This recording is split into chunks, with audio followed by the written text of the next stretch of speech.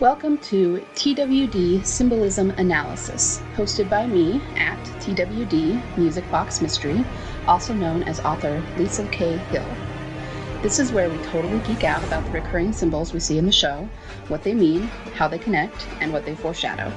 So if you're a TWD geek, come over to the dark side. We have Daryl.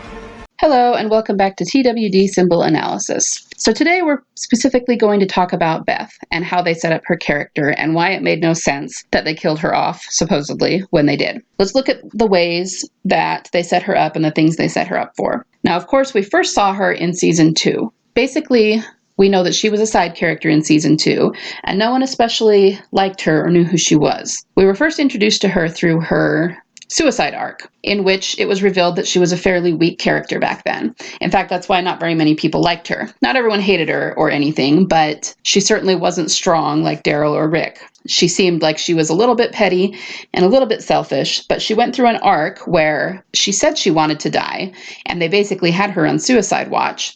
But in the end, by going through that, she realized that she didn't want to die. She truly did want to live and fight with the others. It just took her going through her own personal trials to figure that out. What we know about this from outside the show is that Gimple, who is now the showrunner for the entire franchise, is the only one who worked on her storyline in Season 2. That was 100% his work and his arc. And after that, we didn't really hear a lot from her for a while. She was around during Season 3, but she was very much in the background and didn't have any main storylines that were at the forefront of things. The way most of us see it is that Gimple wanted to introduce her to the audience in a way people would remember. So anytime they thought about her, they didn't think about her in a big way. She was still very, very much a minor character, but we remembered her from that suicide arc back in Season 2. And the arc was specifically created to show her going from a place of weakness to a place of strength. Then we fast forward to, well, let's go to the end of Season 3. Here's what you may not know about things happening outside the world of the show in Season 3. The showrunner at the time kept killing off characters without any direction. Now, there were a lot of characters that died in Season 3 that people were disappointed to see go, including Merle and Andrea. Obviously, TWD doesn't have a problem killing off characters. They've killed off a lot more since then. But what the studio didn't like is that the director seemed to be doing it solely for shock value. He didn't have any direction in what he was doing, and he kept changing his mind.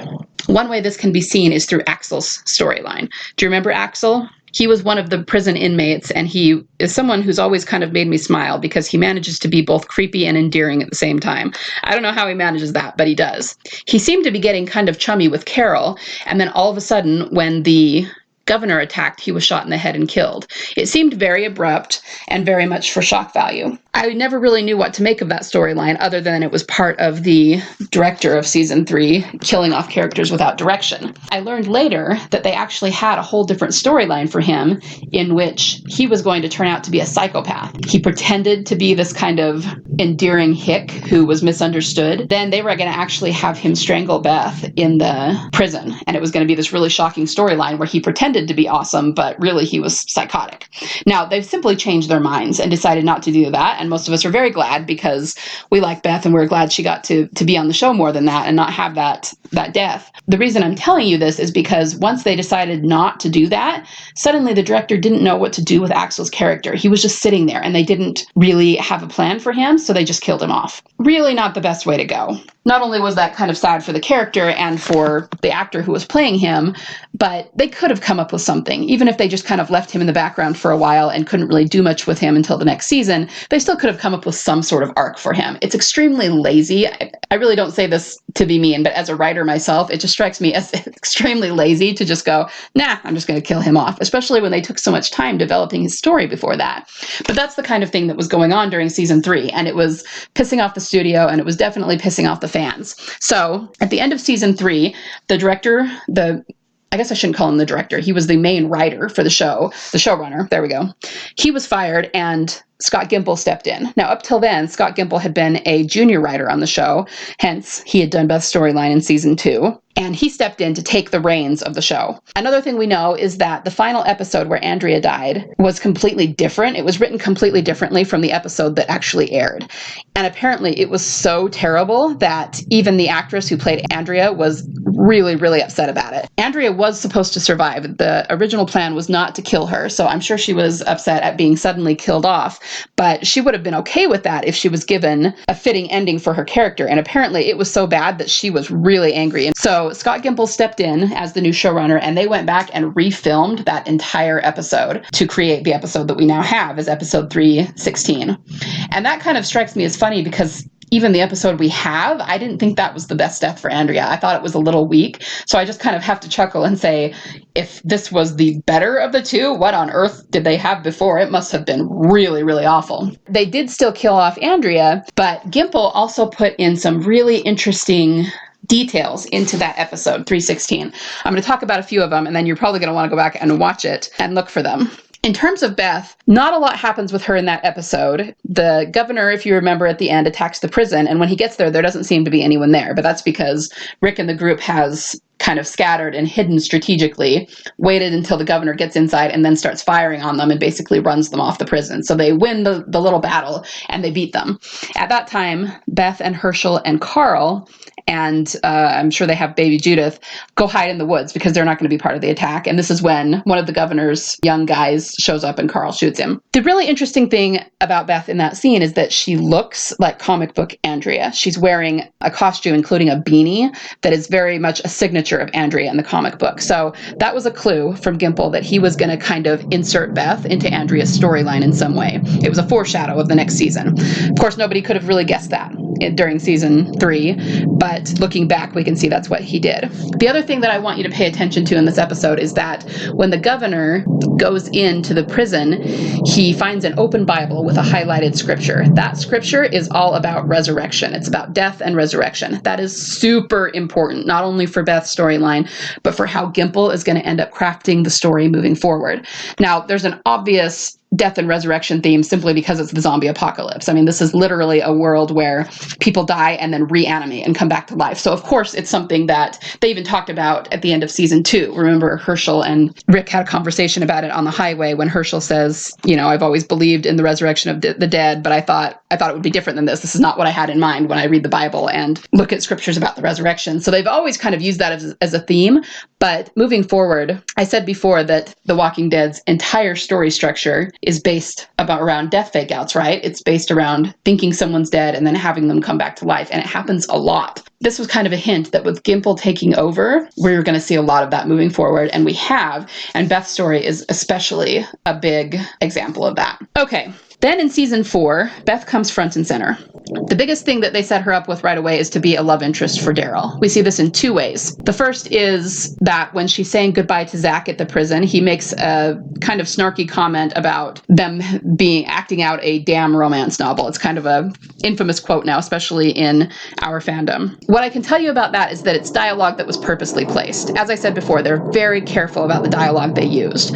The fact that he talked about a romance novel, the fact that it was Daryl saying it and not, somebody else. It wasn't Maggie. It wasn't Carl. It was specifically Daryl. That's important. It links Daryl and Beth and romance in some way. And that would have been purposely put in there as a foreshadow. Then later in the same episode, Daryl comes to tell her that her boyfriend's been killed, unfortunately. And we have what we all affectionately refer to as the Bethel hug. There was definitely some sexual tension going on there. And the thing that always cracks me up that's just very, very intentional is the fact that the sweater falls off her shoulder. If this was a brotherly, sisterly relationship and they were just hugging because, hey, brothers and sisters do that too, we would not have seen the sweater fall off her shoulder. That was a highly sexual moment. I don't mean that in a negative way, just in that it created sexual tension between the two of them. That was something that the writers put in intentionally to show romance and to foreshadow romance. So to all of those people who try to claim that this was never supposed to be a romantic relationship, trust me, those things are put in purposely by the writers. If they didn't want this to be romance, they would have handled it completely differently. So Beth was set up as a character who goes from a place of weakness to a place of strength. She already was at a place of relative strength in season 4, not necessarily survival strength, and she wasn't the best killer of walkers. She could do it, but she wasn't great at it. But emotionally, because she'd already come through her arc of deciding whether she wanted to live or not, she was already in a place of strength. They also set her up as a love interest for Daryl. And here's the other thing about Daryl and romance. What we know about the evolution of Daryl's character is this. Nobody expected this show to be a hit. It was a complete sleeper hit. It took everybody by surprise that people liked it so much. And Daryl was not a part of the comic books. He was a character that was created for Norman Reedus because the writers liked him so much. So they decided not to give him Merle's part, which is the part he auditioned for, but to create a new character, which was Daryl. So as the show took off, Daryl's character really took off too. People really fell in love with him, and he's everybody's favorite. He's kind of the, badass of the apocalypse. We also know it came out not until after season 5 sometimes that they considered making him a gay character for a while. During the first season or two, not much happened with him, especially romantically, and that's because the writers truly didn't know what they were going to do with him romantically.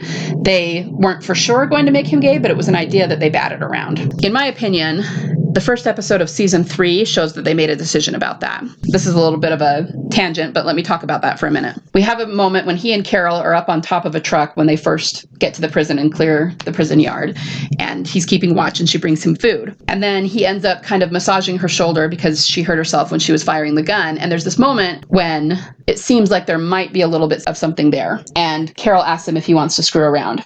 Then she starts laughing and he kind of rolled his eyes, and then they jump down and go back over to the fire. But the thing about that is that was the writers addressing whether Carol and Daryl were going to have romance or not. By having her say the line about wanting to screw around, that was them acknowledging that the possibility of it was there, but then she laughs and dismisses it. And so does Daryl. And so that was their way of saying, yeah, we get that it could have happened once upon a time, but here's our way of saying that it's not going to. That's not where we're going with it. The other thing is that if you watch Daryl during that part, you can see that he kind of considers it for a minute. I'm not saying at all that he has feelings for Carol at that point, but it kind of crosses his mind too that it could go that way, and he's kind of considering whether that's something he might want. But then when Carol laughs about it, he kind of just rolls his eyes and goes, oh, okay, never mind.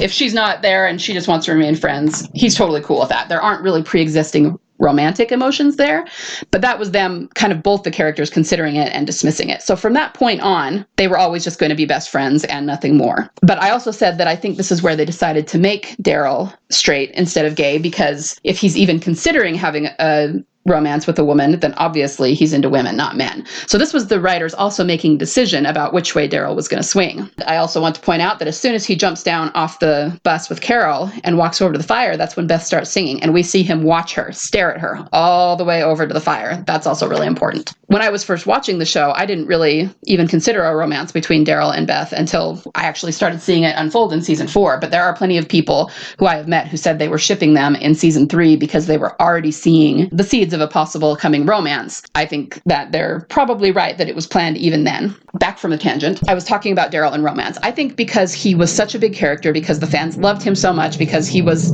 kind of the character that stole the show, they knew that when and if they gave him a romance, it needed to be really, really epic. It couldn't be something minor. It couldn't be just a typical go with the flow kind of romance. It had to be super, super epic. So then they kind of introduced it in season 4. Like I said, there was the Bethel hug in the first episode, and then we didn't really see anything of it until the prison went down and Beth and Daryl ended up on the road together. I'm not going to talk about their 2 episodes still and alone together too much in this video because it would make it too long, but I think they did a really good job of creating a really beautiful relationship between them. And had the story not been set in the zombie apocalypse, had they not decided to make this such an epic, crazy ride of a romance, it probably would have progressed in a pretty normal way and they would have ended up together pretty soon.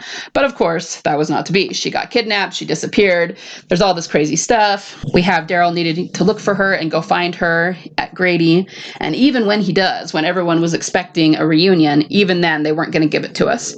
And most people think that the reason for that is they just wanted it to be really tragic. It's yet another loss in the apocalypse, which is what The Walking Dead does all the time. But the problem with that is that usually when they kill off characters, and I will try to show you this in future movies, they go through an arc for that character, and then that arc closes just before the death. So it's kind of a fitting place for the character to end. Even if we don't really want them to end, it's still a fitting place. That was not the case with Beth. There were a lot of loose ends left open. Back to the damn romance line. They would not have referenced a romance novel if this was going to be a super tragic ending. That's not actually the way it works. Romance novels, by definition, always have a happy ending. Always. And again, you got to trust me on that. I am a fiction writer, and if you have a quote-unquote romance novel that ends tragically and does not have a happy ending for the characters, believe me, you will get kicked out of the genre. People who read that genre will never read another book from you because people who are reading romance novels are looking for the happy ending. So if they wanted to use that line in 401 to foreshadow Beth and Daryl's relationship and it was going to end tragically, they would not have referenced a romance novel. They would have referenced something more like a Greek tragedy. The fact that they use the romance novel line means that there will be a happy ending, but we haven't seen it yet. We've only seen her supposed death. I'm going to end there because this is getting kind of long. In the next episode, I'm going to talk about the weirdness of Beth's death, some of the storylines that were left open, and different theories about why it happened that way. Stay tuned.